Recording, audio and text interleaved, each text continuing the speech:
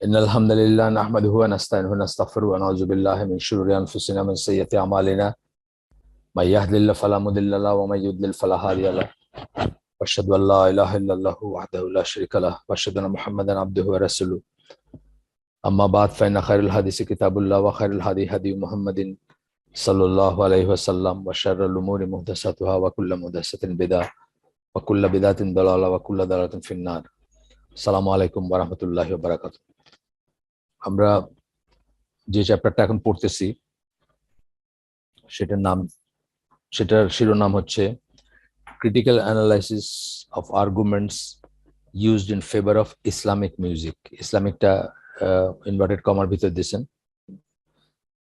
এই বইয়ের টোন হচ্ছে there is no such thing as Islamic music, সেই জন্যই তারা ইনভার্টেড কমার ভিতর দিয়েছেন এটা। আর বইটার নাম আপনারা সবাই জানেন, the music made me do it. Gohar Mushtaq বলে একজন পাকিস্তানি অরিজিনের লেখক, যিনি ইসে থাকেন, আমেরিকায় থাকেন, দিনের কাজ করেন, খুতবা দেন, আরো বইটি আছে, আরো পাবলিকেশন আছে। সেটার লেখক তিনি, মানে এই বইয়ের লেখক উনি, the music made me do ইট এর লেখক ডক্টর গহর মুশতাক। পড়াশোনা কেমিস্ট্রি, বায়োকেমিস্ট্রি এই লাইনের, আরো আছে একাধিক ইসের পড়াশোনা আছে ওনার। আর এই বইটার ইংলিশ এডিশন যেটা, সেটা 2011 সালের, যেটা আমরা পড়তেছি আর কি। তার মানে আদারদের ইংলিশ অন্য ভার্সনও আছে আর কি। যাই হোক, আমরা আজকে পড়বো, সাবহেডিং হচ্ছে মিউজিক অ্যান্ড ইসলামিক ওয়ার্শিপ। অনেক সমাজে, অনেক ইসে, এমনকি বাংলাদেশের সমাজে গান বাজনার সাথে মরমী গান বা গজল বা হামদ বা নাচ বা কাওয়ালি, এরকম নানা রকমের নামে যে গানগুলাই করা হয়, সেগুলাকে মানে ইবাদত অথবা আল্লাহর প্রতি ভক্তি, শ্রদ্ধা বা ডেভোশনাল সং যেটা বলি, সেই সেন্সে অনেকেই এগুলাকে করার চেষ্টা করেন, পোর্ট্রে করার চেষ্টা করেন। তো এই জায়গাতে আমরা জানি যে এই চ্যাপ্টারটাতে ওনারা কি করতেছেন, আর্গুমেন্টস গুলা দিচ্ছেন, যারা লিখছেন বা যিনি লিখছেন আর্গুমেন্টস গুলো দিচ্ছেন, এবং তার রেসপন্স কি হবে সেটাই করতেছেন। তো একজন সালাম দিয়েছেন, ওয়ালাইকুম আসসালাম। এটা তো সালাম দিয়েছেন, উত্তর দিতে হবে, কিন্তু এটা বেশ একটা ডিফিকাল্ট ব্যাপার। মানে মুখেই দিলাম আর কি, সেই উত্তরটাই না লিখে চ্যাট বক্সে সালাম করছেন। যাই হোক, আবার স্যার লাগাই দিচ্ছেন, সুতরাং আমাকেই উত্তরটা দেওয়া উচিত আর কি। আর যদি জেনারেল বলতেন, মানে আসসালামু আলাইকুম জাস্ট হইতো, তাহলে যে কেউ উত্তর দিতে পারতেন। যাই হোক, এটা জাস্ট হঠাৎ মনে হলো বললাম। এই আর্গুমেন্টটা হচ্ছে music and singing can be use to express our love for god. যেটা এককালে আমি যখন রবীন্দ্রসঙ্গীত শুনতাম, তখন মনে হতো যে রবীন্দ্রসঙ্গীতের অনেক কটা রবীন্দ্রসঙ্গীতের কথাই খুব টাচি, এবং মানে আল্লাহর প্রতি বা সৃষ্টিকর্তার প্রতি, যাই বলেন, মানে ঈশ্বর, তার প্রতি খুব ডেভোশন বা মানে খুব ভাব নিয়ে এগুলা লেখা হয়েছে বা করা হয়েছে। এখন বুঝি যে ওগুলার ফ্লটা কোথায় বা ওগুলার ফ্যালাসি কোথায়।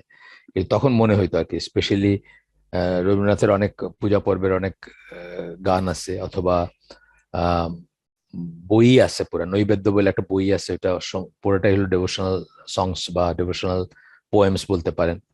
তো সেগুলা একসময় খুব ভক্তি শ্রদ্ধা উদ্রেক করতো মনের ভিতরে, মনে হতো যে না জানি কি, কিন্তু আসলে এটা ফ্যালাসিটা ধরতে ধরতে অনেকদিন চলে যায়। এটাই আর কি, মানে দুঃখের কথা বা শঙ্কার কথা। কেউ কেউ সারা জীবনেও এখানে ফিরে আসতে পারে না। আল্লাহ দয়া করে মাফ করছেন, ডাস্টবিন থেকে তুলে নিয়েছেন আমাদের, কিন্তু কেউ কেউ তো সারা জীবনেও এই ক্যাচ থেকে বাইরে হতে পারে না। সারা জীবন মানে জীবন শেষ করে তবুও এই এই লাইনেই থাকেন। যেমন বেগম সুফিয়া কামাল, উনি বিশ্বাসী ছিলেন বলে আমার ধারণা, বা উনি মাথায় কাপড়, এক ধরনের মাথায় কাপড় দিতেন, বাংলাদেশিরা যেভাবে পর্দা করে সকল, সেরকম ওনার অনেক অনেক ফিল্ডে কাজ আছে। কিন্তু উনি রবীন্দ্রনাথ সম্বন্ধে ওনার যে অ্যাসেসমেন্ট, এটা মানে নিয়ার শিরক অ্যাসেসমেন্ট আর কি, বা খুবই ভয়ঙ্কর একটা অ্যাসেসমেন্ট ওনার। মানে ঈশ্বর তার কণ্ঠেই করেন বা তার হাতে লেখেন, এরকম কোন একটা কথা আছে, কোথাও পড়ছি আমি আর কি ভাই। এবং সেটা তার বয়সের শেষের দিকের কথা। তো এই যে ব্যাপারটা, যে মানে একটা জিনিসের ভিতর ঢুকে গেলেন আর কোনোদিন বের হইতে পারলেন না, নিজেকে মনে করতেছেন আমি তো ঠিকই আছি, আমি শিরকে নাই, আমি কুফরে নাই, আমি নামাজ পড়ি অথবা আমি আল্লাহ বিশ্বাস করি বা একটা কিছু। আর রবীন্দ্রনাথ তো গ্রেট যে উনি এরকম করছেন, মানে আমি বলতেছি এইরকম আর কি। অনেক অনেক সময় মানুষ অনেক পার্সোনালিটির এসে আটকায় যায়, সেটি থেকে বাইরে হতে পারে না। যেটা আমরা আলোচনা করছি আগে, যে ডেইফিকেশন অফ হিউম্যান বা হিউম্যান বিংস আর কি, সোজা কথা, ডেইফিকেশন অফ হিউম্যান বিংস। এই যে জিনিসটা, এটা তো আমরা অনেক সময় এটা থেকে এটা করে বসি, কিন্তু এটাতে বাইর হতে পারি না। এরকম আরো অনেক আছেন যারা কিছু পার্সোনালিটিকে বা কিছু ইসেকে এমন পর্যায়ে নিয়ে গেছেন, বা তাদের যে ইটা আছে, তাদের যে ফিলোসফি বা তাদের যে ওয়ে অফ লাইফ বা তাদের যে ওয়ার্ল্ড ভিউ আছে, সেটার ভিতরে নিজে এমন ভাবে অ্যাবজর্ব হয়ে গেছেন যে ওখান থেকে বাইরে হতে পারেন না। সেটা কিন্তু রিলিজিয়াস পার্সোনালিটির বেলায় আছে, শুধু যে কবিতা বা কবি বা এই ধরনের মানুষের বেলায় আছে তা না। রিলিজিয়াস মানে ধরেন কোন একজন, ফর এক্সাম্পল নুরসি, এই যে তুরস্কে, আগে একদিন বলছিলাম বোধহয়, নুরসি তার অনেক ভক্ত আছে, তারা মানে ব্লাইন্ড একদম, মানে নুরসি যেটা বলছেন ওইটি ঠিক, এর বাইরে কিছু মানে ওনার ওনার নুরসির কথার বাইরে কোনো সাবজেক্ট থাকতে পারে না, ধর্মীয় সাবজেক্ট সবকিছু উনি কভার করে গেছেন, বা উনি এরকমেরই। আরেকজন আছেন আরেকটু যদিও, ফাতেউল্লাহ গুলেন, ওই আপনার ওই যে টার্কিশ হোপ যে স্কুলগুলা সারা দুনিয়ায় যিনি প্রতিষ্ঠা করছেন, বা যার যার মানে উৎসটা যিনি আর কি, এখন আমেরিকায় থাকেন। ওনার পলিটিক্যাল কিছু সমস্যাও আছে তুরস্কে। তো উনিও যেরকম এরকম এরকম এরকম দেখবেন অনেক বড় বড় মানুষ, যেমন আল্লামা ইকবাল, পাকিস্তানি ইগুলা পাকিস্তানি লিডারশিপ বলেন অথবা পাকিস্তানি রিলিজিয়াস লিডারশিপ বলেন, কথায় কথায় তারা কিন্তু আল্লামা ইকবালের করেন। এইখানেও দেখবো আমরা যে পাকিস্তানিদের ভিতরে এই এই জায়গাতেও একটা উদ্ধৃতি আছে। হ্যাঁ, উনি হয়তো কিছু কিছু বিষয়ে খুব সুন্দর কথা বলছেন, কিছু কিছু বিষয়ে ঠিক কথা বলছেন, কিন্তু ওনাকে রিলিজিয়াস কোনো ব্যাপারে বা ওনাকে রিলিজিয়াস হিসেবে পোট্রে করাটা আমি মনে করি অত্যন্ত বড় মুনাফিকি বা অত্যন্ত বড় ভ্রান্ত, মানে মানে জেনে করলে মুনাফিকি, আর না জেনে করলে ভ্রান্তি বলবো। তো এই সমস্ত জিনিসগুলোতে আমাদের খুব সাবধান হওয়া উচিত, আল্লাহর কাছে চাওয়া উচিত যে আল্লাহ সকল ভালোবাসার উৎস যেন আপনি হন, বা আপনার আমব্রেলা হয়, আপনার আমব্রেলার নিচে যেন আমার সকল ভালোবাসা থাকে, তার বাইরে যেন কোনো ভালোবাসা না থাকে, ভক্তি না থাকে, শ্রদ্ধা না থাকে। এটা চাওয়া উচিত আল্লাহর কাছে, দোয়া হিসাবে। কারণ মানুষ অনেক সময় এক জায়গায় আটকায় যায়, সেটা বোঝেও না, জীবন শেষ হয়ে যায়, বুঝো। একইভাবে নজরুল ইসলামের, কাজী নজরুল ইসলামের বেলাও আছে। মানুষ, এমন মানুষ আছে যে আপনার সাথে আর্গু করবে রীতিমতো, মানে রিলিজিয়াস নিয়ে, জিল নিয়ে আর্গু করবে যে আহ, উনি ইসলামের সেবক ছিলেন, ধারক বাহক ছিলেন, বা ইসলামের পক্ষে অনেক কাজ করে গেছেন, এই ধরনের কথা আপনার সাথে ই করবে। অথচ আপনারা যারা জানেন তার সম্বন্ধে, তারা জানেন যে ওনাকে মুসলিম বলা যাবে কিনা এটা নিয়ে বড় বিতর্ক চলতে পারে। আল্লামা ইকবালের ব্যাপারে একই জিনিস, সেম, ওনাকে আল্লামা ডাকা হয়, কিন্তু ওনাকে বেয়ারলি মুসলিম বলা যায় কিনা এটা নিয়ে বিতর্ক চলতে পারে। যারা পড়াশোনা করবেন ওনার সম্বন্ধে তারা দেখবেন ইনশাআল্লাহ। যাই হোক, আমরা আবার ফিরে আসি। অনেকে এই এই এই যে কথাটা বললাম, এটাও দেখে বাংলাদেশে মানে ইসলামপন্থী দল আছেন, তাদের মানুষরা বলবেন ছোট মুখে বড় কথা, আপনি কি জানেন? আপনি আল্লামা ইকবাল তার সম্বন্ধে বললেন, আমরা জুমার খুতবায় তার শের পড়ি বা তারই করি, এই বলবেন অনেকেই। তো যাই হোক, আমার কথা ফিরে আসি আবার কথায়, যে আমরা ভক্তি শ্রদ্ধা করার সময় বা কোথাও ঝাঁপ দেওয়ার সময় বা কোথাও নিজের চিত্ত, আত্মা, মগজ বন্ধক রাখার সময় সবসময় চিন্তা করব যে আল্লাহ ছাড়া কারো কিন্তু আসলে এই এই এটার থাকার কথা না। এই রিমোট কন্ট্রোল আমাদের যেটা, ওটা শুধু আল্লাহ আল্লাহ রসুলের কাছে থাকতে পারে, বা তাদের আল্লাহ আল্লাহ রসুলের যে শরিয়া বা ইসলাম যেটা রেখে গেছেন রাসূলুল্লাহ, যে বিধান, যে জীবন ব্যবস্থা, তার কাছে থাকতে পারে। আর কোথাও আমরা বন্ধক রাখবো না নিজের চিত্তকে, নিজের ইমোশনকে বা ইত্যাদিকে।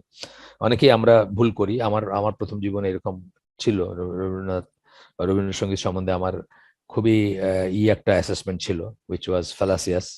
আল্লাহ মাফ করছেন, বাইরে হয়ে আসতে পারছি, বা অন্তত বুঝি যে সেগুলোর ভিতরে টুইস্টটা কোথায়। এবং অল সেড এন্ড ডান, রবীন্দ্রনাথ যে একজন মুশরিক এবং কাফের এটা বুঝি আর কি। যেটা তখন মনে হইতো যে রবীন্দ্রনাথ তো বা জাস্ট নামটাই খালি, তখন মনে হইতো যে আল্লাহর ব্যাপারে তার ইগুলা কত, আল্লাহর ব্যাপারে তার অনুভব গুলা কত সলিড, অনেক মুসলিমের এটা নাই, অনেক অনেক আলেমের এটা নাই, তার যেরকম আছে এরকম কথা আসতো মনে, আসে নাই তা না, আমি বলতেছি। শুধু নামটাই ওনার হইলো না, মানে আফসোসই ছিল একটা, যে ওনার নামটায় উনি শুধু একবার ইসলাম গ্রহণ করতেন। উনি এমনকি করতেন আরবি ক্যালিওগ্রাফি, মানে মানে ক্যালিগ্রাফি, সরি, আরবি ক্যালিগ্রাফি যেটা বলি আমরা, এই যে করেন ওই যে নানা রকম করে কোন একটা আয়াত হোক বা কোন একটা সেন্টেন্স হোক, সেটাকে দিয়ে নানা রকম শেপে করা, এটা ওনার একটা হবি ছিল। আশ্চর্যজনক ব্যাপার আর কি, বেশ ওনার ওনার ক্যালিগ্রাফি দেখবেন, ইসে পাবেন, ওই যে কি বলে, সার্চ দিলেই পাবেন রবীন্দ্রনাথের ক্যালিগ্রাফি। তো ওইখানে দেখবেন যে আরবি সে করছেন, সেগুলো চমৎকৃত করতে একসময় মনে হতো যে এগুলাও নিয়ার রিলিজিয়াস একটা ব্যাপার, কিন্তু আসলে তো অল সেড এন্ড ডান, যেটা আগে বললাম, উনি একদম পিওর একজন মুশরিক এবং পিওর একজন কাফের, মানে কোনো সন্দেহই নাই এটাতে। তো এই এই ব্যাপার আর কি, যে এইসব থেকে বেঁচে থাকবো আমরা ইনশাল্লাহ। তো বলতেছেন যে music and singing can be use to express, মানে ফ্যালাসিয়াস আর্গুমেন্টটা বলতেছেন, express our love for god, আল্লাহর প্রতি যে আমাদের ভালোবাসা সেটা এই করতে মিউজিক এবং গান গাওয়া, বা মানে গান বাজনা যাই বলেন, গান বলেন, কাওয়ালি বলেন, নাত বলেন, হামদ বলেন, সবকিছু আসবে এটার ভিতর। And listening to religious music can elevate our us to higher spiritual stations, এবং সেগুলো শুনলে আমরা আধ্যাত্মিকতার উচ্চতর মাকামে পৌঁছা যাবো, এরকম একটা ভাব আর কি। যেটা রবীন্দ্রসঙ্গীত যারা শোনে তাদের অনেকেই কিন্তু মনে করে যে তারা বোধহয় খুব অন্যরকম একটা মানে ইন্টেলেকচুয়াল হাইটে আছে বা থাকে, বা তারা অন্য দেশের সুপিরিয়ার, বিকজ তারা জিনিসগুলো রিয়েলাইজ করে অন্যরা সেটা করে না, বা এই এই বোধটা মানে এটা স্বীকারোক্তি বলবো আমি, আমার নিজেরও একসময় ছিল যে মানে অন্য কোনো কিছুর কোনো মানে ধর্তব্যের ভিতরে না না, যখন সঙ্গীত অথবা রবীন্দ্রনাথের একটা কবিতা আসতেছে তার কাছে অন্য কিছুকে মানে একেবারে তুচ্ছতা ছিল করা, এটা একটা ছিল। আর অন্য কিছু বলতে অন্য লেখক বা অন্য যারা এই কবিতা লিখতেন বা ইত্যাদি, এমনকি নজরুল ইসলামকেও আমি কোনোদিন পাত্তা দিই নাই রিয়েল সেন্সে। আমি যখন বড় হচ্ছি, আমি যখন ইন্টারমিডিয়েট পড়ি বা আর একটু বড় ধরেন 20-25 বছর বয়স যখন আমার, তখন মানে নজরুল ইসলাম বা এই ধরনের কাউকে কোন ধর্তব্যের ভিতরে আনি নাই, রবীন্দ্রনাথের সাথে কারো নাম উচ্চারিত হোক এটা চাই নাই, এরকমই ছিল আর কি। তো এইগুলো মানুষ, এগুলো কপাল আর কি, যে আমরা একটা ইসের ভিতর পড়ে যাই, মানে একটা, সেটা সামাজিক হোক বা পারিবারিক হোক বা আত্মীয় স্বজন হোক, অথবা এমন কেউ যাকে আপনি শ্রদ্ধা করেন, উনি উনি এটাকে ই করলেন দেখে আপনারও মনে হলো। যেমন আমার একজন কাজিন আছেন, উনি খুবই ভালো মুসলিম এখন, তখনও ছিলেন, আগেও মুসলিম ভালো ছিলেন, কিন্তু ওনার আবার ওই এক্সট্রা কারিকুলার বেশ কিছু ছিল। উনি ব্রিজ খেলতেন, আপনার তাসের একটা খেলা আপনারা জানেন, আতেল খেলা, ব্রিজ খেলতেন, চেস খেলতেন, উনি রবীন্দ্রসঙ্গীত শুনতেন। তো যেমন একটা কথা কথা বলতেছি, মানে এইটাও একটা জাস্টিফিকেশন ছিল যে উনি এইসব করে এত ভালো মানুষ, উনি যদি শোনেন আমার শোনাটা, মানে এটা যে আমি চিন্তা করছি কখনো বা লিখে রাখছি কোথাও তা না, কিন্তু অটোমেটিক্যালি এই জিনিসগুলো ভিতরে আসে। আমরা এক্সাম্পল নেই, যারা শ্রদ্ধেয়, যারা চৌকস, যারা ভালো, যারা সবার কাছে ভালো মানুষ, তারাও এটা শুনে ওকে ঠিক আছে, তাহলে আমি আমি ঠিকই আছি, আমি ভুল নাই, এটা না। আমাদের সমস্ত সবাই এই প্যারাডাইম অথবা যা দিয়ে আমরা সত্যাসত্যকে বিচার করব সেটা হওয়া উচিত আল্লাহ এবং রাসূল, ঘুরে ফিরে সেই কথাতে, আর কেউ না দুনিয়া, আর কেউ কি বলছেন তাতে কিছু আসে যায় না, আর কে কি করলেন তাতে কিছু আসে যায় না। তো যাই হোক, this is by some of the Sufis regarded music as permissible, এই জন্য সুফিদের কেউ কেউ, সুফিরা মিউজিককে পারমিসিবল মনে করছেন। এখানে ওই নুসরাত ফাতে আলী খানের কথা লিখছেন এখানে একটু করে। এরা এতই পপুলার ছিলেন যে আপনার সাবেরি ব্রাদার্স, এরা এতই পপুলার ছিলেন যে পাকিস্তানি ছিলেন, এরা পাকিস্তানের সীমানা ছাড়া মানে যেই জায়গায় যে মানে এই একটু সুফি ট্রেন্ড আছে যার ভিতরে, সেই কিন্তু এদের কথা শুনতো, তাদের গানের কথাগুলোকে আহাহু করতো বা ইত্যাদি। এরপরে বলতেছেন response, Hinduism, Christianity, Sikhism and other religions music entered into the acts of worship.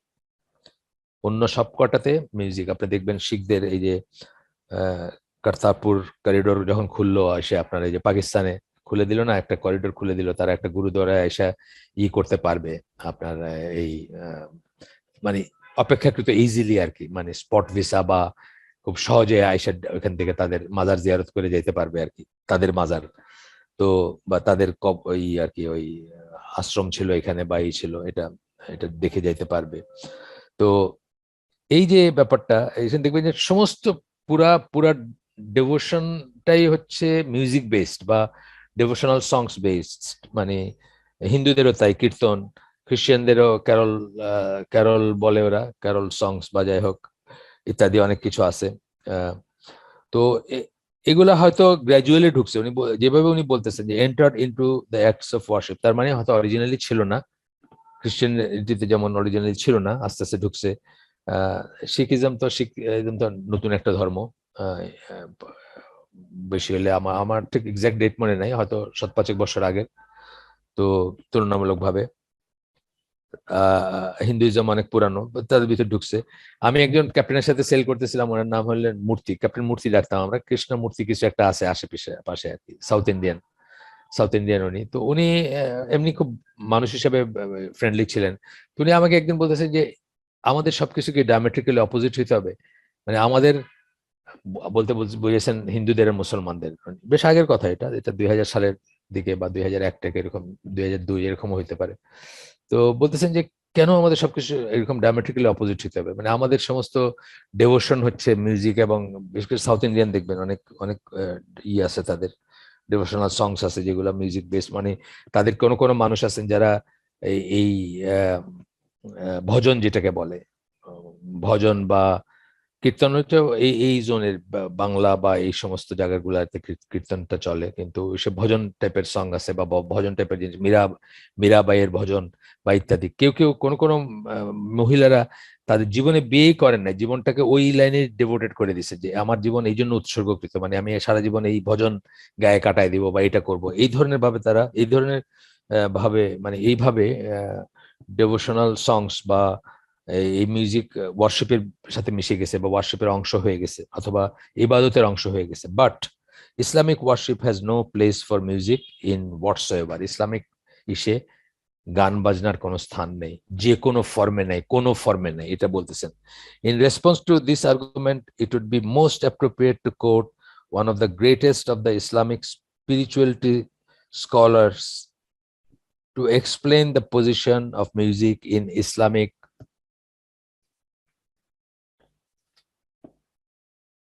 worship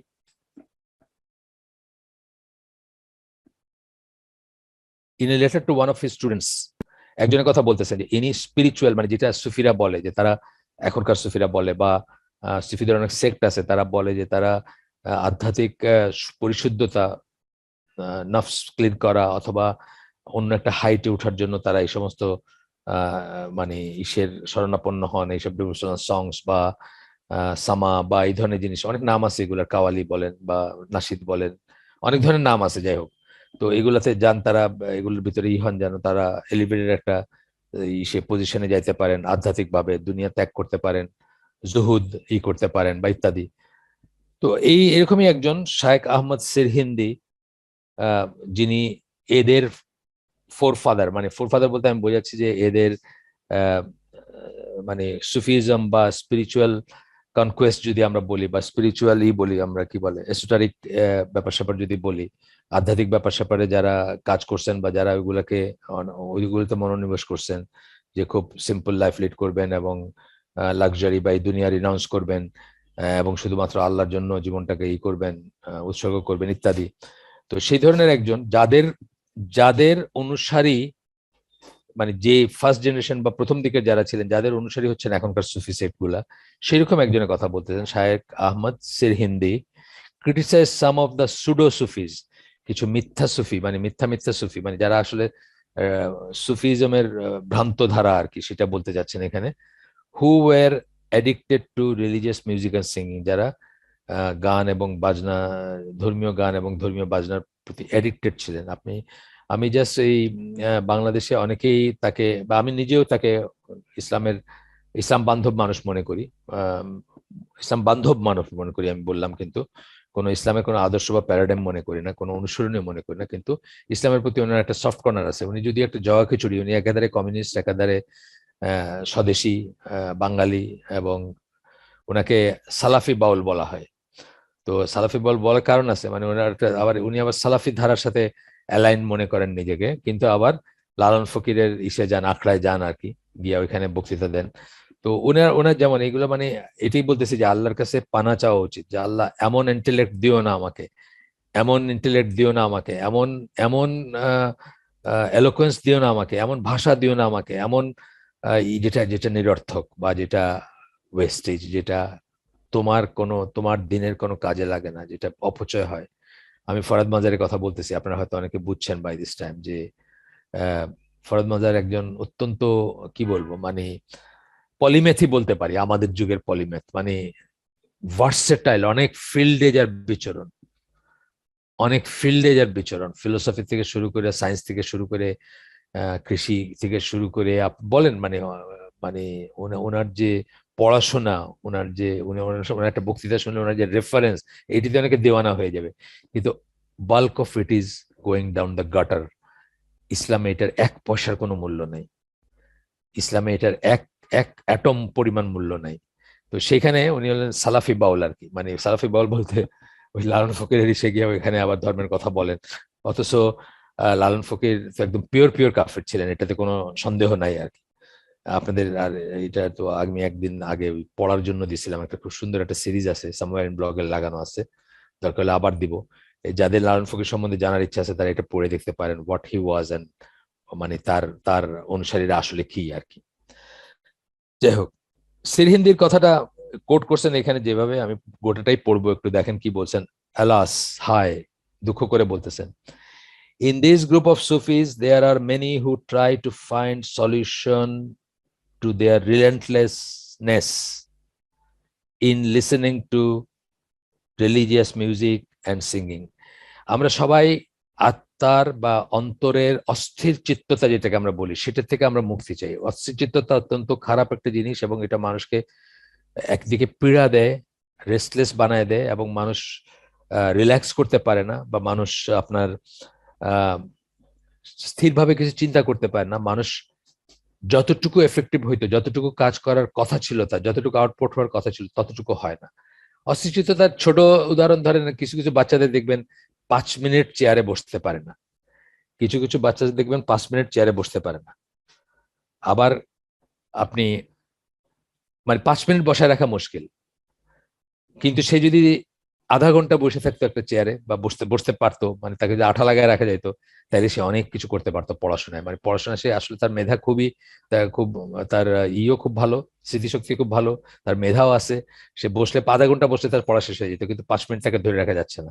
এটা হচ্ছে অস্থিরচিত্ততার সবচেয়ে ইনোসেন্ট দিকটা আমি বললাম আর কি। আর এটা যখন বয়সকালে হয় বা অন্যদের, তখন দেখবেন আপনার আপনার ভিতরে আপনি কোনো কিছু ঠিক মতো করতে পারেন না, কনসেন্ট্রেট করতে পারেন না। মানে একজন মুসলিমের যে চরিত্র হওয়া উচিত তার একদম বিপরীত হচ্ছে অস্থিরচিত্ততা, যেটা আমরা আমাদের ভাই বোনদের ভিতর দেখি, দিনী সার্কেলেই দেখি আমরা। ইনকনসিস্টেন্সি বা অস্থিরচিত্ততা, একটা গ্রুপে আছে, একটা কথা পছন্দ হলো না, বাইরে হয়ে গেলো এখান থেকে, বাইরে হয়ে গিয়ে আরেকটা গ্রুপে, 18টা গ্রুপে আছে, 15টা গ্রুপে আছে, 10টা গ্রুপে আছে। একটা জিনিস বুঝতেছেন যে যখন আপনি এইভাবে থাকবেন, আপনার আপনার প্রাপ্তি কি হবে, আপনি কি কালেক্ট করবেন। আপনি যদি জ্ঞান অর্জন করতে হয়, কিছু ফল ফল মানে মানে কোনো রেজাল্ট পাইতে হয়, তাহলে কি হবে, আপনাকে কাম হইতে হবে, কোয়াইট হইতে হবে, হ্যাঁ, ধৈর্যশীল হইতে হবে, পেশেন্ট হইতে হবে, এবং অস্থিরচিত্ত থাকবেন। আপনাকে অস্থিরচিত্ত খুব ড্যামেজিং একটা জিনিস, এটার বশবর্তী হয়ে মানুষ অনেক খারাপ জিনিস করে। এটার থেকে মুক্তি পাইতে বলতেছেন যে অনেকে ডিভোশনাল সংস বা এইসব রিলিজিয়াস মিউজিক এবং এগুলোর প্রতি হয়, and they try to find their beloved ব্র্যাকেটে Allah in the songs of the singer. মানে যে গান গাইতেছে তার গানের ভিতরে তারা আল্লাহকে খোঁজেন বা আল্লাহকে পাইতে চেষ্টা করেন। For this purpose they have made music and dancing as their way, even though they must have listen to the হাদিস অফ দ্য প্রফেট সাল্লাল্লাহু আলাইহি সাল্লাম। এই জন্য তারা মিউজিক এবং সিঙ্গিং, ড্যান্সিং, নাচানাচি, এইগুলাকে তাদের পদ্ধতি বানায় নিয়েছেন বা পথ পদ্ধতি বানায় নিয়েছেন আল্লাহর কাছে পৌঁছার বা আল্লাহকে পাওয়ার। অথচ রাসূল সাল্লাল্লাহু আলাইহি ওয়াসাল্লাম বলছেন বলে উনি একটা হাদিস কোট করতেছেন।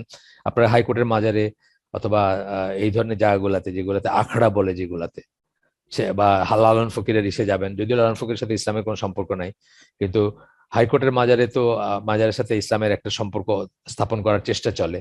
এখানেও নাই কোনো সম্পর্ক, কিন্তু এখানে তো অন্তত মানে যাই হোক একটা সকল একটা নাম আছে যে অমুকের কবর আছে এখানে, অমুক ইসলামী বা উনি ইসলামী ব্যক্তিত্ব ছিলেন বা ইসলামের একটা কিছু ছিলেন, একটা একটা আছে, একটা উইক লিঙ্ক হইলেও স্থাপন করার চেষ্টা করা যায় বা করা হয়।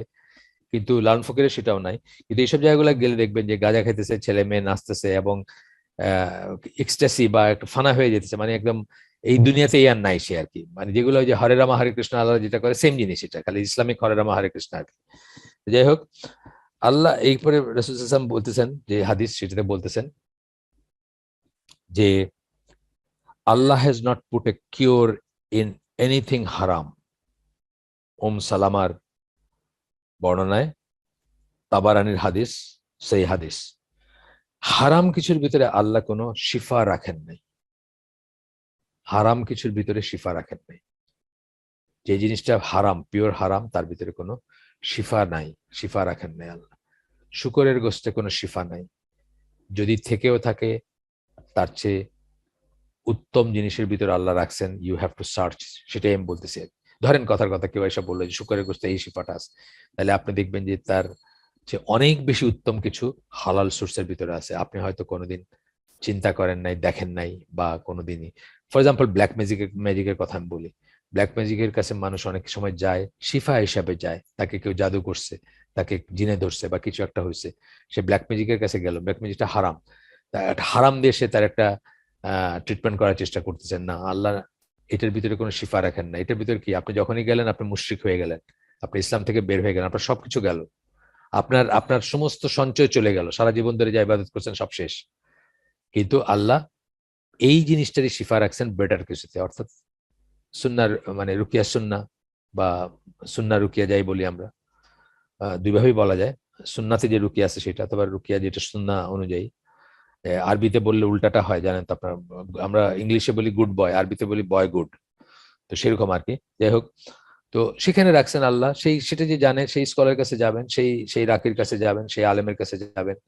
হ্যাঁ, সেইখানে রাখছেন। আপনি যদি মনে করেন যে হারাম হইলে কি হয়েছে, এটাতে আমার শিফা, এটা রং। তো সালামার এই হাদিসটা আবার পড়ি আমি, Allah has not put a cure in anything হারাম। তাহলে হারামের ভিতর দিয়ে আল্লাহকে পাবেন, আল্লাহকে ভালোবাসবেন, আল্লাহর ভালোবাসা লাভ করবেন, এটা হইতেই পারে না। If they had the slightest knowledge, আমরা কিন্তু ওনার কথা এখনো পড়তেছি, Sheikh Ahmad Sirhindi. If they had the slightest knowledge of the reality of সালাত, নামাজের রিয়েলিটি, নামাজ কি সেটা যদি সামান্যতম জ্ঞান থাকতো, they would have never attracted towards religious music and singing. তারা রিলিজিয়াস মিউজিক সিঙ্গিং, এবং আমাদের দেশে এখন আসছে কি, ধ্যান আসছে, তাই না? কোয়ান্টাম ফাউন্ডেশনের ধ্যান, মেডিটেশন আসছে না? বা অনেক পাশে এখন প্রশ্ন, যে মুসলিমরা প্রশ্ন জিজ্ঞেস করে যে আমরা শুধু একটু মেডিটেশন এর জন্য যাইতেছি কোয়ান্টামে, আর কিছু না, ওনাদের আর কিছু নিব না, এসব এইভাবে জিজ্ঞেস করেন আর কি। ওইটাও আসবে, এখানে বলবেন একটু পরে। when they did not find the path of truth, they took the path of falsehood. যখন তারা সত্য পথটা খুঁজে পান নাই, অথবা খোঁজার চেষ্টা করেন নাই বা পান নাই, তখন তারা মিথ্যার পথটা খুঁজে নিছেন বা বেছে নিছেন। ও মাই ডিয়ার ব্রাদার, উনি অ্যাড্রেস করতেছেন যাকে বলতেছেন, মানে যাদেরকে অ্যাড্রেস করতেছেন তাদেরকে বলতেছেন, হে আমার ভাই, just like a difference that exists between prayers and singing, a difference of similar amount exists between the excellence and perfection achieved by prayers as compared to the states caused by listening to singing. A hint is enough for a wise person. বলতেছেন যে যেভাবে সালাত এবং গানের ভিতরে তফাৎ আছে, এই একই ধরনের excellence and perfection achieved by prayers, এবং সালাতের মাধ্যমে আপনি যে এক্সেলেন্স এবং যে পারফেকশন, যে আত্মিক লেভেলে যাবেন, যে পারফেকশন আসবে আপনার ভিতরে, as compare to stage cause by listen to music. মানে ওইভাবেই মিউজিকের সাথে যেমন ইসের তুলনা হয় না, মানে সালাতের তুলনা হয় না, অথবা সালাত তার মিউজিক মানে তুলনাযোগ্য না, সালাতের স্ট্যাটাস যেরকম, সেইভাবেই এই সালাদ থেকে যা বের হয়ে আসবে, যে যা অ্যাচিভ করবেন আপনার মিউজিক থেকে যা অ্যাচিভ করেন, তার ভিতরে তফাৎটা সেই রকমের, একই একই ম্যাগনিচিউডের, এটাই বলতেছেন। এই হিন্টটা থেকে আমাদের বোঝা উচিত যে সালাতে শান্তি না খুঁজে মিউজিকে শান্তি খোঁজা, বা ডিভোশনাল সংসে, কাওয়ালিতে বা হামদে বা নাতে। আমি ওই দিন অবাক হয়ে গেলাম, একজন আমাকে, নতুন পরিচয় তার সাথে, ছেলে, আপনার শান্তিনগর মসজিদে যে আমি হালাকা করি ওইখানকার শ্রোতা বা ওখানে আসে, তো সে মাশাআল্লাহ সার্চিং সোল আর কি। তো সে আমাকে একটা কোন একটা প্রসঙ্গে ই করছে যে মেয়েদের ভয়েসটা আওরা, কোন একটা জায়গায় কোন একটা প্রসঙ্গে সে বলছে যে এটাখানে মেয়েদের ভয়েস আছে, এটা আওরা না, বা আমি ভুলে গেছি কি প্রসঙ্গে বলছে সে, প্রথম প্রসঙ্গটা ভুলে গেছি। তা আমি বলছি, তখন ইসলামকে একটা ফতোয়া ধরাই দিয়েছি যে মেয়েদের ভয়েসটা আওরা না। মেজরিটি মেইন স্ট্রিম স্কলার মনে করেন ভয়েসটা আওরা না, কারণ মেয়েদের তো কথা বলতে দেওয়া হয়েছে মদিনার মসজিদে বা অন্যত্র, পরপুরুষদের সামনে কথা বলতে দিয়েছে। অনলি থিং হচ্ছে যে সেটা যেন সুললিত কণ্ঠে না হয়, বা প্রেম ঘন ইন যেন না হয়, মানে কারো যেন শুনলে মনে হয় না যে এটার ভিতরে অনেক অনুরাগ বা অনেক অনেক সফটনেস বা অনেক করুণা বা অনেক স্নেহ ঝরে পড়তেছে, এইটা যেন মনে না হয়, যেন প্রয়োজনীয় কথার বাইরে কথা না হয়, এবং জিনিসটা যেন কি বলবো, মানে মেকানিক্যাল হয় কিছুটা, মানে ওই ওই এফেক্টটা আসবে না, এইটুকুই বলা হয়েছে, যে সুললিত কণ্ঠ যেন না হয়। তো এটা বলার পরে উনি বুঝছেন, বুঝে উনি সাথে সাথে ই করছেন। তো কয়দিন আগে উনি আমাকে একটা ই পাঠাইছেন, আমি তো এগুলো জানি না কোথায় হয় বা কিছু হয়, কোনো চ্যানেল হবে যে একটা কম্পিটিশন হচ্ছে, সব আলেমরা বসে আছেন, আমাদের আলেমরা না, বাট আলেম মানে একদম লম্বা দাড়ি, একদম চেকার ই পরা, ওই যে সৌদি রুমাল পরে না মাথায়, ওইটা ওইটা পরা আর কি, লাল লাল চেক রুমাল, ওইটা পরে সব লম্বা দাড়ি এরা বসে আছেন, সব মাদ্রাসার মোহতামিম হাফেজ বা ইত্যাদি বড় বড় একটা মেয়ে কম্পিটিশন এই করতেছে। তার সাবজেক্ট কি? প্রথমটা হলো কোরআন, মানে কোরআনের এক জায়গা থেকে ওনারা বলবেন, সেটা সে তেলাওয়াত করে শোনাবে, সে হাফেজা, সিলেট থেকে আসছে পার্টিসিপেন্ট। আর এরপরের অংশে সে কবিতা বা গান একটা কিছু বলবে, সে একটা একটা মানে গাইলো, কি বলবো এটাকে, নাশিদ বলেন যাই বলেন। আমি অবাক হয়ে গেলাম যে কিভাবে এটা ইসলামের অনুষ্ঠান হইতে পারে, সবাই লম্বা দাঁড়িয়ালা এবং মানে যাই হোক, এই এই ব্যাপারগুলো আসতেছে এখানে আর কি, যে এই সমস্ত জিনিসের ভিতরে যারা খুঁজবেন, তারা শুধু নিজেদের কষ্ট বাড়াবেন এবং ফিতনার দরজা এবং ফিতনার পথ খুলে দিবেন। এরপরে some people say that they want to play music to express their love of God. Is this the only way to express our love? এটাই কি একমাত্র উপায় আল্লাহর প্রতি ভালোবাসা করার? আমি তো দেখি আল্লাহর প্রতি ভালোবাসার মানে খুব সিম্পল থিওরি, যেটা খুব সিম্পলেস্ট যেটা আপনি করতে পারেন চেষ্টা, সেটা হচ্ছে আল্লাহ যা বলছেন করতে সেটা করবেন, যা নিষেধ করছেন সেটাতে বেঁচে থাকবেন। আপনি দেখেন কত টাফ এটা, জাস্ট এটুক। আল্লাহকে ভালোবাসেন, ঠিক আছে, আমরা যাকে ভালোবাসি লেভেলে চলে আসলাম। ধরেন একজন ওয়াইফ তার হাজবেন্ডকে খুব ভালোবাসে, সে এটা কি করে আমরা বুঝি যে সে হাজবেন্ডের কথার বাইরে যায় না? হাজবেন্ড যেটা বলেন সেটা সে আগ্রহ ভরে শোনে, সেটা সে আগ্রহ ভরে করে। হাজবেন্ড যেটা নিষেধ করেন সে আগ্রহ ভরে সেটা শোনে এবং সেটাতে বিরত থাকে, তাই না? অলবিট ধরেন মানে বিরত থাকার রিজনও জানে না, বা হাজবেন্ডও খুব ক্লিয়ারলি জানে না যে কেন সে না করছে। একটা কিছু বললো যে তুমি এখানে যাও না, আমার ভাল লাগে না এখানে গেলে, সাথে সাথে সে সাবমিট করতেছে। জাস্ট হাজবেন্ডের কথা আমি বলতেছি, হাজবেন্ডের সাথে তো আল্লাহর কোনো তুলনা নাই। মানুষ আর আল্লাহর সাথে কোনো কোনো প্রপোর্শন না আল্লাহ। সেখানে আল্লাহকে ভালোবাসা দেখাইতে চান আল্লাহর প্রতি, তাহলে ওই সূরা আল ইমরানের আয়াতে আল্লাহ কি বলছে? যদি তোমরা আল্লাহকে ভালোবাসো তাহলে আমাকে অনুসরণ করো বা আমার আমার আনুগত্য করো রাসূলের। আল্লাহ ভালোবাসা দেখাইতে চান, ওই আল্লাহই বলে দিয়েছেন ভালোবাসলে কি করতে হবে। তা আপনি শুধু, আমি আরো একদম সিম্পল একটা ফর্মুলা দিলাম আর কি, খুব ফিলোসফিতে না গিয়ে, যে আল্লাহ যা করতে বলছেন সেগুলো করেন, আর যেগুলো নিষেধ করছেন যদি বিরত থাকেন। দেখেন কত ডিফিকাল্ট এটা। আপনি দেখবেন যে এইটাই পারতেছেন না আপনি। আর আপনার গান গাওয়ার সময় আছে নাকি? গান গেয়ে ভালোবাসা প্রকাশ করার সময় আছে জীবনে? আচ্ছা, তো বলতেছেন যে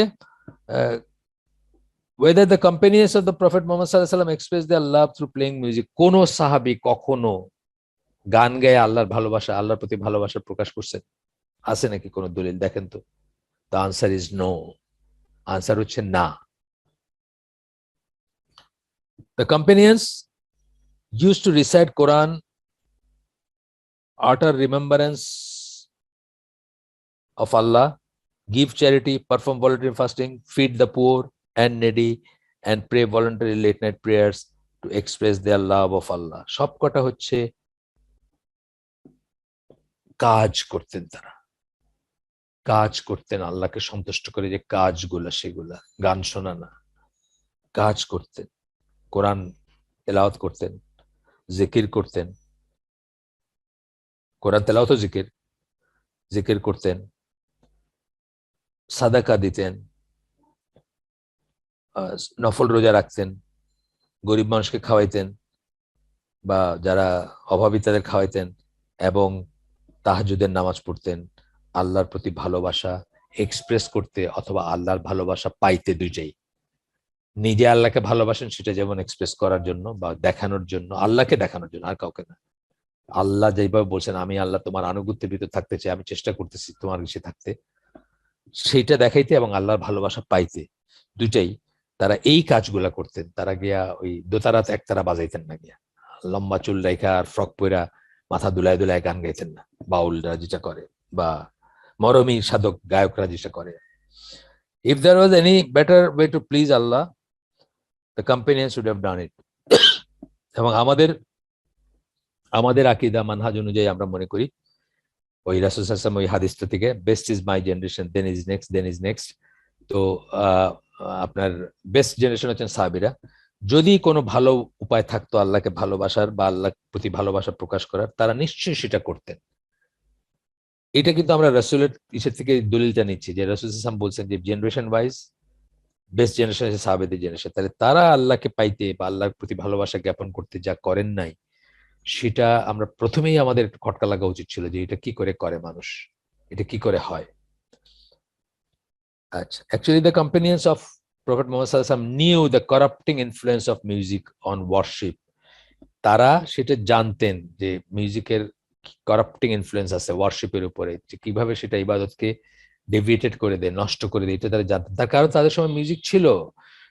পেগান পেগান ঈদের ভিতরে মানে মূর্তি পূজক আরবদের ভিতরে মিউজিকের প্রচলন ছিল। এমনকি রাসূল সাল্লাল্লাহু আলাইহি ওয়াসাল্লাম থেকে ডিস্ট্রাক্ট করার জন্য আমরা বলছি যে এক লোক রাস্তায় কৃতদেশী নাচায়া গাওয়ায়া মানুষকে ডাকতো যে তোমরা ওইখানে গিয়ে কি শুনবা, ওই তো পুরান দিনের গল্প শুনবা, আমার কাছে এর চেয়ে বেটার গল্প আছে, এবং গান বাজনা এন্টারটেনমেন্টের ব্যবস্থা আছে, এখানে বসো। কিছু কিছু মানুষ বসেও যাইতো সেখানে, মানে যারা উইক ইমানের বা যারা ইসের। তো এটা ছিল তাদের অজানা ছিল না, মিউজিক তাদের অজানা ছিল তা না, কিন্তু তারা এটা থেকে দূরে সরছেন, দূরে থাকছেন। এইখানে উনি উনি যেহেতু পাকিস্তানি, ডক্টর মোহাম্মদ ইকবালের একটা উদ্ধৃতি দিয়েছেন। এই উদ্ধৃতির ইটসেলফ কোনো ই না, কিন্তু ইকবাল সম্বন্ধে আমি আগেও সাবধান করছি যে ইকবালকে ইসলামের অনুসরণীয় অনুকরণীয় কিছু মনে করাটা মারাত্মক ভ্রান্তি, এবং এটা ভয়ঙ্কর একটা ই আছে, যেটা আমরা দেখি যে পাকিস্তানে যারা ইসলামের কথা বলে, যেমন ইমরান খান, তো মদিনার রিয়াসত বা এই ধরনের কথা বলতে থাকে সারাক্ষণ, ইয়াকা নাবুদু ওয়া ইয়াকা নাস্তাইন বলে বক্তৃতা শুরু করে, কিন্তু সেও আল্লামা ইকবাল যখন বলবে তখন গদগদ হয়ে যায়। মানে ওইটাকেও, বা কায়েদে আজম তো কি ছিল, ইসমাইলি শিয়া ছিল, তার কথা যখন বলতেছে তখন গদগদ একদম চোখ ছলছল হয়ে যায়। তো এটা আর কি, মানে যাই হোক, মানে আমরা হয়তো একসময় এই ধরনেরই ছিলাম, এই পড়াশোনা না করলে বা না জানলে বা অন্ধ ব্লাইন্ডলি কাউকে ই করলে এরকমই হইতে পারে আর কি। তো সেই মোহাম্মদ ইকবালের একটা ই আছে এখানে, আহ একটা ছোট্ট উদ্ধৃতি আছে এখানে। এই উদ্ধৃতিটা ঠিক আছে, ভালো, এটা সুন্দর, মানে এটা সুন্দর। আছে না, নজরুলেরও এরকম কথা পাবেন সুন্দর, রবীন্দ্রনাথের কথা বললামই, যে নিয়ার ডেভোশনাল মনে হতো আমার কাছে তার বক্তব্যগুলো এক সময়। তো এখানে বলছে, indeed with a view to secure a holy non emotional experience, the techniques of Islamic Sufism at least take a, মানে উনি বলতেছেন কি আর, take good care to forbid the use of music in worship. যদি মানে non emotional experience secure, non মানে একটা একটা ইমোশন বিবর্জিত এক্সপিরিয়েন্স যদি করতে চায়, মানে মানে সত্যিকার মানে ইমোশন বিবর্তিত, মানে কি ইমোশন বিবর্তিত কেন বলতেছেন, ইমোশনের বশবর্তী হয়ে আমরা সত্যকে অনেক সময় ঠিক মতো বিচার করতে পারি না, তাই না? ইমোশন জিনিসটা প্রয়োজন মানুষের, কিন্তু এটা আমাদেরকে কারাপ্ট করে, এট দ্য সেম টাইম আমাদের বিচার বুদ্ধির লোপ পায়। ইমোশন যেখানে টেক ওভার করে সেখানে যুক্তির মৃত্যু হয় বা বুদ্ধিবৃত্তির মৃত্যু হয়। আপনি দেখেন মানে ইমোশনাল হয়ে মানুষ মানে একটা গান শুনে একজন বাইরে যেতেছে ঘর থেকে আরেকজনের সাথে হাত ধরে, তার মানে কি, মানে তার বিচার বুদ্ধির লোপ পাইছে সেটাতে। এই কথাটা ইকবাল বলতেছেন অন্যভাবে আর কি। At least take a good care to forbid the use of music in worship, তারা যেন ওয়ার্শিপ মানে যে কোনো রকমের ইবাদতের কাজে যেন মিউজিক, কিছুতেই যেন মিউজিক না ঢোকায়, সেটা বলতেছেন আর কি।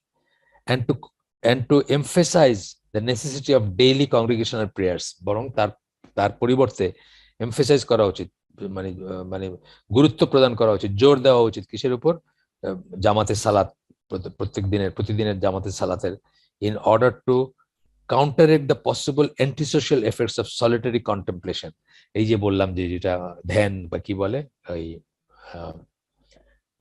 ইদা বলেন মেডিটেশন, যেটা বলতেছে কোয়ান্টাম ফাউন্ডেশন আর সলিটারি মেডিটেশন, বা এইটার যে অ্যান্টি সোশ্যাল এফেক্ট আছে, এটা যে আপনাকে আসলে সমাজ বিচ্যুত করে দেওয়া, অথবা যারা ওই পীর ফকির মার্কা মানুষজন অনেক সময় বলে না যে তারা মেডিটেট করতে, হিন্দুইজমে আছে এটা মেনলি, বা মুসলিমদের ভিতরে অনেকে বলে যে বসে আছে একখানে বসে সে ধ্যান করতেছে বা মেডিটেশন বা এরকম, এই ধরনের জিনিস থেকে মানে order to counter the possible anti social effects, ওইগুলোর জন্য করে তারা সমাজ থেকে বের হয়ে না যায় বা সমাজ থেকে আলাদা একটা ই না হয়ে যায়, সেটা সেটা না করে তারা যেন কংগ্রিগেশনাল প্রেয়ার, ডেইলি যে জামাতে সালাত আদায় করা, সেটার উপর যেন গুরুত্ব আরোপ করে।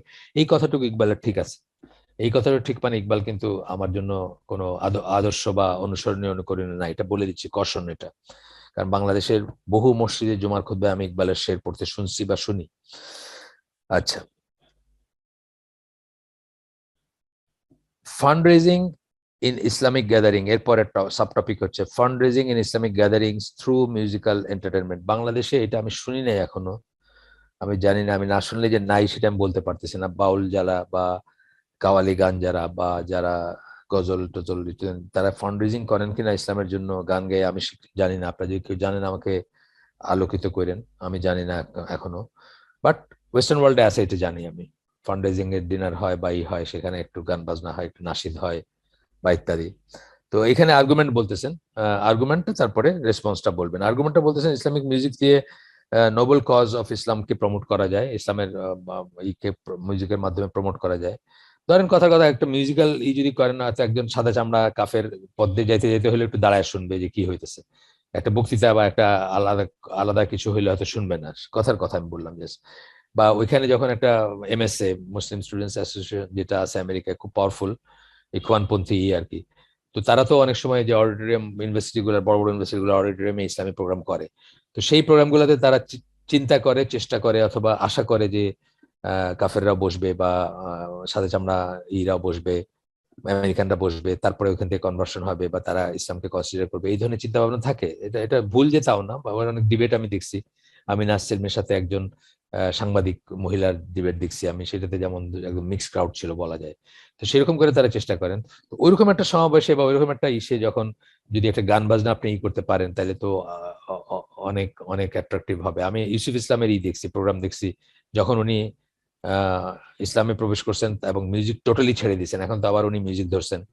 তো যখন টোটালি ছেড়ে দিয়েছিলেন তখনকার ই দেখছি, উনার হিস্টন, ইউনিভার্সিটি অফ হিস্টনে গেছিলেন, তখন ওইখানে অনেক সাদা চামড়া মেয়েরা আসছে যারা তার আগের ই মানে আগের ভক্ত ছিল বা ই ছিল, তারা জিজ্ঞেস করতেছে যে তুমি মানে আমাদের খুব কষ্ট লাগে, তুমি চেঞ্জ হয়ে গেছো, তুমি লোনলি হয়ে গেছো, তুমি একা হয়ে গেছো। আমি বলতেছি যে এইগুলার যদি আপনি স্কোপ রাখেন, তাহলে আপনি একটা ওয়াইডার ওয়াইডার অডিয়েন্সকে অ্যাড্রেস করতে পারবেন বা পাবলিককে আপনি অ্যাড্রেস করতে পারবেন, অনেক বেশি মানুষকে সম্পৃক্ত করতে পারবেন। এবং এটা একটা টেম্পটেশন, এটা মনেই হইতে পারে কারো যে একটু যদি আমি একটা নাশিদ বা একটা ই করি, তাহলে তো অনেক বেশি মানুষ আসবে বা অনেক বাইরের আমাদের মানে একদম যারা মানে প্র্যাকটিসিং মুসলিম, তাদের বাইরে থেকেও কিছু মানুষ আসবে, এবং একবার তারা যখন আসবে তখন আমরা তাদেরকে ভালো ভালো কথা শোনাবো। এটা এটা এটা একটা টেম্পটেশন, এটা থাকতে পারে যে কারোর ভিতরে, আসতে পারে। দেয়ার আর রিজনস, এটা কেন চিন্তা করতে পারে মানুষ। কিন্তু এটা একটা ফ্যালাসিয়াসি, কারণ আগেই বলছি আমরা, ইসলামে এন্ড এবং মিনস দুইটাই জাস্টিফাইড হইতে হবে, দুইটাই ভালো হইতে হবে। একটা ভালো এন্ডের জন্য একটা খারাপ মিনস ইউজ করা যাবে না, পথ বা পন্থা ইউজ করা যাবে না, দুইটাই ঠিক হইতে হবে। তো এখানে বলতেছেন যে entertainment sessions containing music and singing can be used to attract Muslim teenagers and adults to Islamic conferences and convention in order to raise funds for Islamic projects. টিনেজারদেরকে আকর্ষিত করা যায়, কিছু অ্যাডাল্ট যারা মিউজিক শুনলে আসবেন তাদেরকেও করা যায়, এবং তারপরে ইসলামিক কজের জন্য ফান্ড রেজ করা যায়, মানে টাকা পয়সা উঠানো যায়। রেসপন্স করছেন, এর উত্তরে বলতেছেন এখনকার দিনে ইসলামিক কনভেনশন এবং কনফারেন্স যেগুলো হয়, ওইসব দেশে হয় অনেক সময় 2 দিন ব্যাপী হয়, বা বড় বড় অডিটোরিয়ামে হয়, হোটেল ভাড়া করে হয় বা রিসোর্ট ভাড়া করে হয়। ওই যে থ্যাংকস গিভিং বা ওই ধরনের ইস্যু যখন কয়েকদিন ছুটি থাকে একসাথে, তখন ওই বড় বড় কোনো রিসোর্ট ভাড়া করে ওখানে ক্যাম্পিং টাইপের হয়। আচ্ছা, যাই হোক, are held frequently and they are sometimes accompanied by musical entertainment. সেখানে মিউজিক্যাল ইস থাকে, মিউজিক্যাল বলতে কি ওই নাশিদ বা এই ধরনের জিনিস থাকে, রিলিজিয়াস ফ্লেভারের মিউজিক থাকে আর কি। a lot of people are attracted to these gatherings due, আমার খালি মনে হয় রাসূলের ওই হাদিসটা মনে হয় যে তারা যদি সাপের গর্তে ঢুকবে তোমরাও ঢুকবা। তারা বলতে ইহুদি এবং খ্রিস্টান, মানে তারা যা যা করছে, যা যা করে তাদের দিনকে শেষ করছে, নষ্ট করছে, পলিউটেড করছে, তোমরাও সেটা করবা। মানে এই এই যে কথাগুলা আল্লাহ রাসূল বলে গেছেন, এক্স্যাক্টলি ওই লাইনেই যাইতেছে। তারা তাদের চার্চে মিউজিক ঢুকাইছে, মিউজিকের মাধ্যমে তারা দাওয়াতি ই করে একদম। মানে কিছু খ্রিস্টান আছে, যে ক্লিফ রিচার্ড হয়তো আপনার জানেন নাম, সে তো পাদ্রি টাইপের লোক ছিল, বা সে তো ওই ওই ওই লাইনের গান গাইতো, বা জীবনটাকে ওই লাইনে ই করে দিছে, এরকম অনেক আছে, মানে ওই রিলিজিয়াস গান গাই জীবন কাটায় দেয়। তো আমাদের ভিতরে সেগুলা আসছে, ওই তাদের পিছনে পিছনে আমরা গর্তে ঢুকছি, সরীসৃপের গর্তে যদি তারা সাপের গর্তে ঢুকে, আমরাও ঢুকবো তাদের পিছনে পিছনে, অর্থাৎ অনুসরণ করবো ডিট্টো তাদের। মানে hands cubit by cubit, handspan by handspan বলছিলেন না, মানে 1 বিঘত গেলে তারা আমরা 1 বিঘত যাবো, এরকম আর কি ব্যাপারটা। তারা 1 বিগত গেলে আমরা 1 বিগত যাব, তাদের পিছনে পিছনে এইভাবেই চলতেছি আমরা। Lot of people are attracted to this gatherings due to the entertainment factor. এই যে সামি ইউসুফ গান গাবে বা এই ধরনের ব্যাপারের জন্য অনেক মানুষ এটাতে অ্যাট্রাক্টেড হন। যদিও যারা আল্লাহকে ভয় পান সেরকম মুসলিমরা হয়তো ইসলামী জ্ঞানের জন্য এখানে যান। And prominent Islamic scholars are invited to disseminate the sacred knowledge. যদিও এখানে হয়তো কোনো নাম করা ইসলামিক স্কলারকেও ডাকা হয়েছে, যে প্রথমে মিউজিক টিউজিক দিয়ে শুরু হবে বা এইসব ইসলামিক ডিভোশনাল সং দিয়ে, বা পরে পরে যেটা হবে যে পরের দিকে ওই বড় বড় স্কলাররা বা তারা করবেন, তারা হয়তো করবেন। কেউ কেউ হয়তো সেই জন্য যান সেখানে, যে ঠিক আছে আচ্ছা ওখানে গেলে তো এটা শুনতে পাবো। আর কেউ কেউ অনেকের একটু যুক্তি থাকে যে আমাদের বাচ্চাদের তো আমরা জেলখানায় ঢুকাই দিচ্ছি, তাদের তো কোনো দম ফালানোর জায়গা নেই। বিশেষ করে ওয়েস্টার্ন ওয়ার্ল্ডে, ওয়েস্টার্ন ওয়ার্ল্ডে তো আপনার মিউজিক হচ্ছে ব্রিদিং এর মতো। একজন মুক্তার মাগরাবির একটা লেকচার আছে, আমি দেখি পাইলে আপনাদের দিয়ে দিব কখনো। ওনার একটা লেকচার আছে মিউজিক নিয়ে আর কি, যে মানে এটা তো ব্রিদিং এর মতো। আপনি যদি কাউকে শ্বাস নিতে নিষেধ করেন তাইলে যেরকম শোনাবে, ওখানে মিউজিক শুনে না বললে ওরকমই শোনাবে তাদের কাছে, তাদের কানে। তো সেইখানে অনেক বাপ মা হয়তো চিন্তা করেন যে আচ্ছা ঠিক আছে একদিন যদি ইসলামিক কনফারেন্সে যাই আর যদি শুনেও, মানে অন্তত ওই খারাপ অপেক্ষাকৃত বেশি খারাপটার থেকে একটু রিলেটিভলি বেটার জিনিসের কাছে নিয়ে গেলাম, এরকম সেন্সে অনেকে যান। তো এইখানে আবার বলতেছেন যে একটা হাদিস কোট করতেছেন, যেটা আগেও কোট করছেন, আবু দাউদের হাদিস এবং সহিহ হাদিস। Certainly the scholars are the inheritors of the prophets.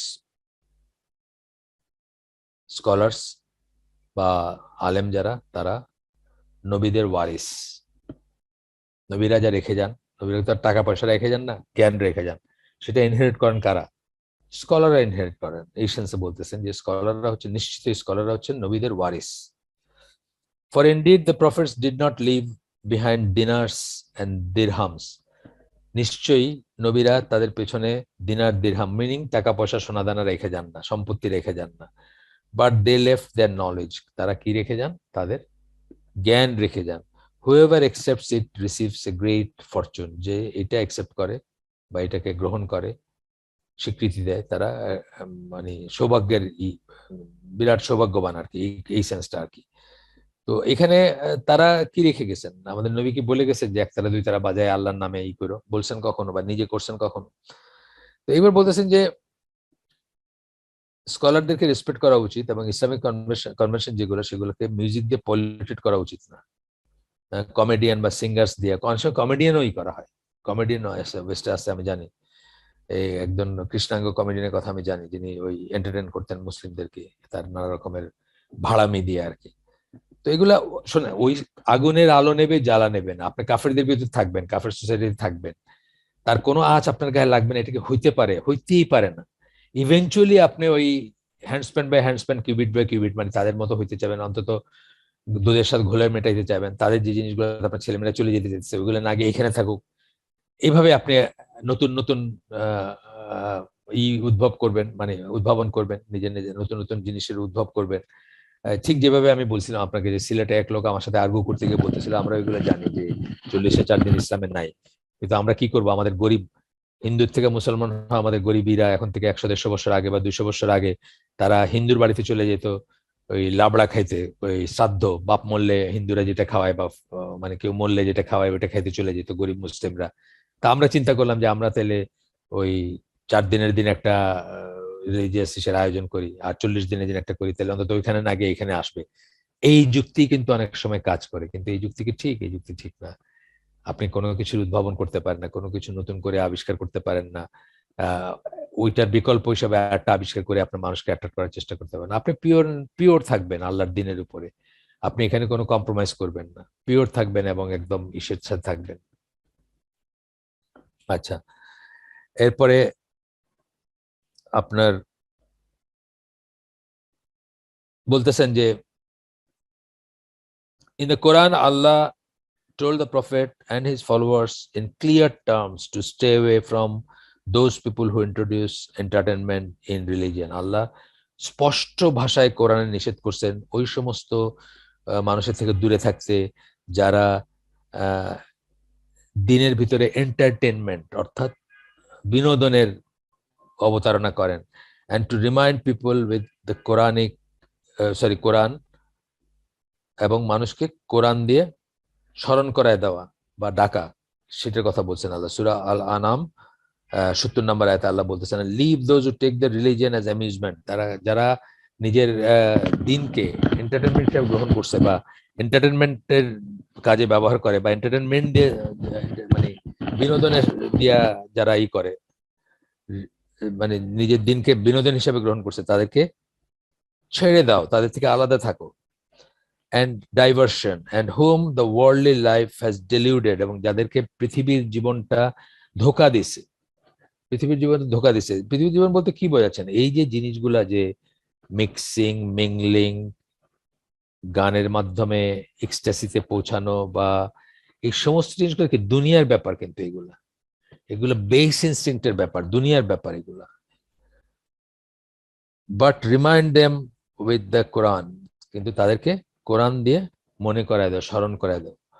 এবং আমরা জানি যখন এই বাংলাদেশে আছে যে বা ইন্ডিয়াতে আপনারা দেখবেন যে জগজিৎ সিং মারা গেছে, বা এই ধরনের যারা অনুপ জলোটা অথবা পঙ্কজ উদাস, এদের যখন প্রোগ্রাম হয় তখন দেখবেন কিরকম একটা মানে উচ্চ শ্রেণীর পরিশীলিত মানুষদের সমাবেশ ঘটে, এবং তারা মনে করে যে তারা খুব একটা মানে অন্যরকম ইন্টেলেকচুয়াল হাইটে পৌঁছায় গেল। এই ব্যাপারগুলা ইসলামের ভিতরেও কিছু কিছু আছে, গজলের ব্যাপারে আছে, কাওয়ালির ব্যাপারে আছে।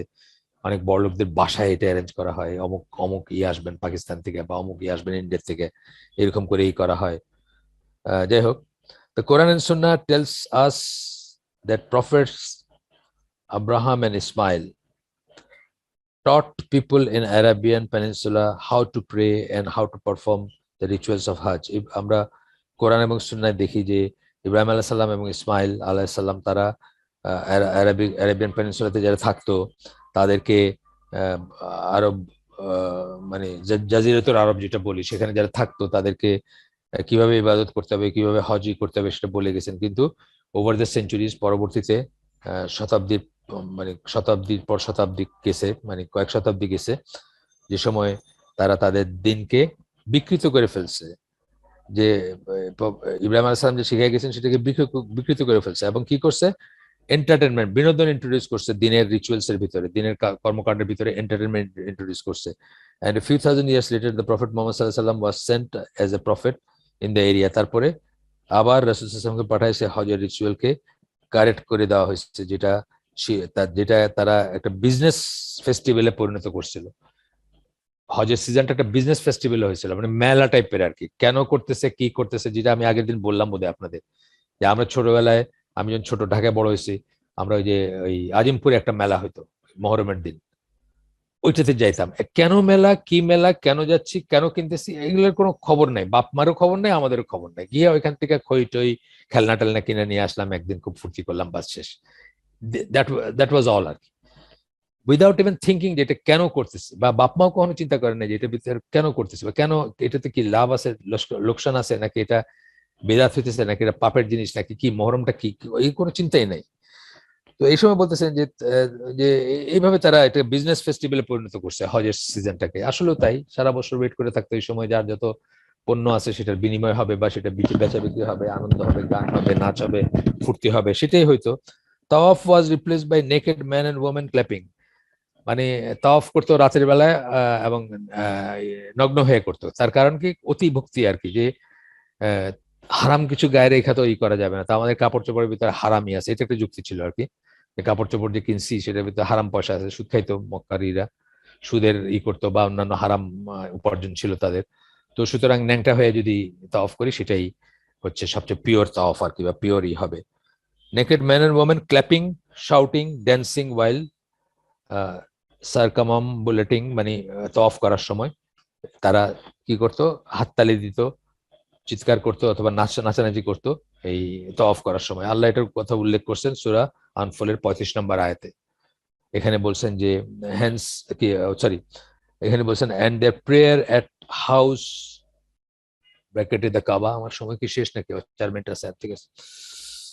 And their prayer at the house ব্র্যাকেটে the Kaaba was not except whistling and hand clapping. Allah বলে দিচ্ছেন, শীষ দিত তারা, হাততালি দিত, এগুলাই ছিল তাদের প্রেয়ার, বা এগুলা ছিল তাদের এই এই মানে কি বলবো, ইবাদতের কাজটা করার পদ্ধতি।